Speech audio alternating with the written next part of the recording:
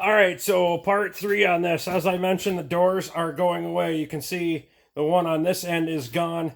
That one is I'm working on. So that one's there. You can see the door panel on it. They got the aluminum tread plate on the bottom, fiberglass liner on the top, and the doors are supposed to be insulated.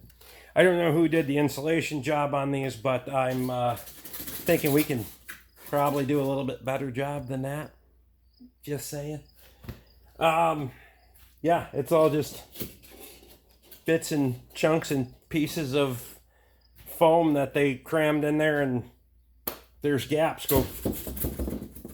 So I don't know what the rest of this thing is insulated like. Obviously it works, so but we will do a finer quality job than that.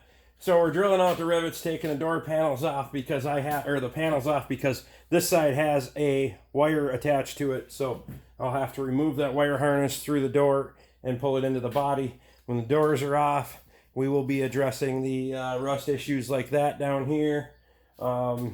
These corners. I can't remove this kick plate to look underneath there and see how bad that is, but sometimes you let sleeping dogs lie because you'd have to pull this entire liner out, and that's not going to happen. I got 4 days to get this thing done and make it decent and get it back to the customer so they can get pizzas delivered.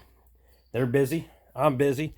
Working on getting a bumper. This little aftermarket backup camera is kind of a little bit of a pain because there's no connector on it to remove that. So we'll be cutting a slot in the bumper because the bumper is going to go away anyway, and just remove the wires through that, and then we'll figure out how we're going to remount it later. It's kind of the mounting system's a little bit hokey, but yeah, we're plugging away, stripping some of the surface rust off. You can see the body here is actually, that's not too bad.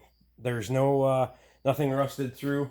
I did cut a piece of this quarter panel or rocker panel out down here. You can see I did cut a piece of that out. Kind of wanted to get an idea of what's going to have to happen there. So we're going to have to do some metal shaping. I wish I had a metal steel brake, but I don't. So we'll be fashioning some things. It'll work. I know how I can shape that steel. It's not a compound bend, so it'll all work out there. Yeah, so just plugging away. It's like 7:30. We're about 2.5 hours in on this project already, so away we go.